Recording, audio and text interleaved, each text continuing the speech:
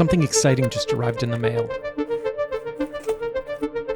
It's something I've been waiting to receive for several months. A brand new kind of instrument called the Chromaplane. Chromaplane is a collaboration between the musicians Passepartout Duo and Coma Electronic in Berlin. Last year, it enjoyed a very successful Kickstarter campaign, and now it's a full-fledged product. Okay, let's get this thing set up. Here it is. As you can see, it consists of a thin, flat metal box with a bunch of connectors on one end. We'll learn what those do in a little bit, but first, let's get this thing plugged in. Actually, you know what? Since the Chromaplane is basically the same color as the background I'm shooting against, let's maybe move to another location. There, that's better. Okay, so inside this box are a bunch of electromagnetic resonators, each one of which is tuned to a different musical note. This is what you have to picture. Of course, by default, we as humans can't hear those resonators, which is why it comes with two pickups. As the pickups come within range of the fields, they pick up the oscillations and convert it into audible sound. And since there are 10 oscillators and each one is tuned to a different note, you can play melodies by moving your hand around the surface of the plane.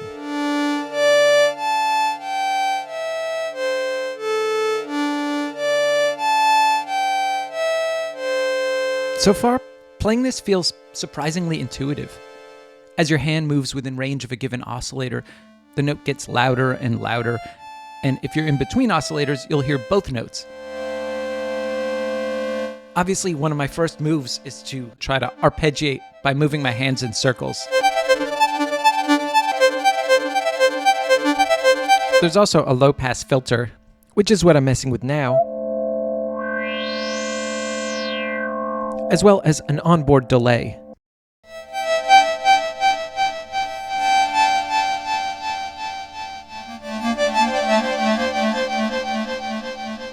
Playing with these, I'm immediately convinced that this would sound great with external effects. I'm going to grab some of my favorite pedals and put together a quick effects chain.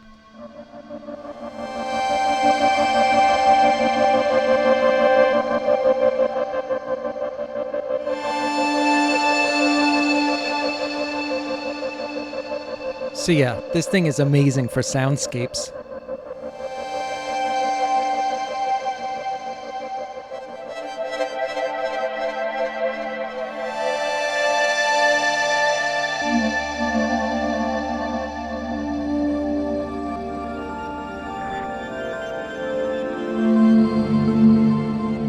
Messing with this, I can't help but wonder what this would sound like through my own plugin, Refractions.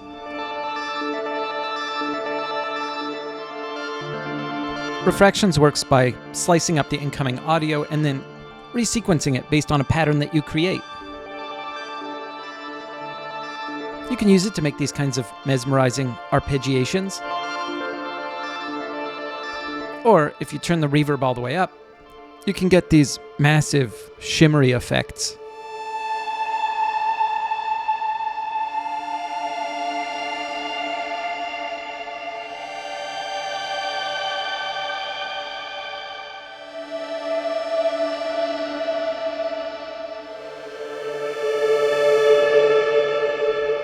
So as you may have noticed, this thing can only play 10 notes at a given time. Well, that's not quite true. There are actually 3 octave switches on the bottom, so you can shift the oscillators up or down by an octave. You can also retune them using these screws. There's a beautiful support website for the Chromaplane with a bunch of useful external tools, including this very cool tuning utility thing. Basically, it lets you test out different tunings and decide what you want things to be pitched to, so that you're not just trying out tunings at random, although that can be fun too. What you're seeing on the screen are a bunch of different pre-configured tunings. And once you select one, it shows you what notes each of the oscillators should be tuned to for that particular tuning. It even makes sound, so it's actually a pretty good way of getting a feel for what it's like to play the actual instrument. Now that I've chosen a set of notes, it's time for me to repitch the oscillators on the Chromaplane. The instrument comes with a special electromagnetic tuner, the likes of which I have never seen before. Even though we can't hear the oscillator without the pickup, the tuner has a pickup built in and it can tell us what note is being output. So all we have to do is look at these little lights and turn the screwdriver until they match the note that we want. And then we rinse and repeat.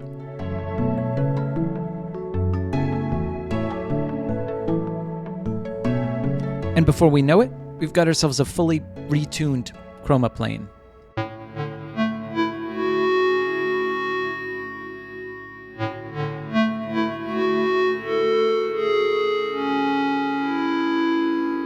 Let's bring the OP1 into this.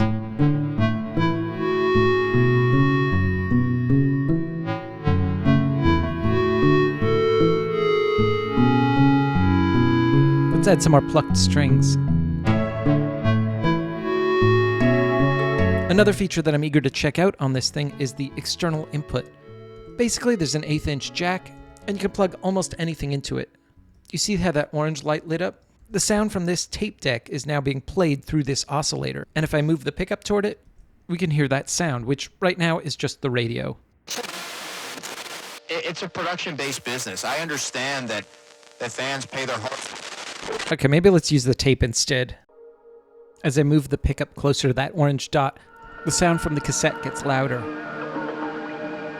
And then it subsides as I move away. You can make an effect that's almost like waves of tape hiss, just hitting the shore one after another. Let's try combining it with the sound of the Chromaplane's oscillators.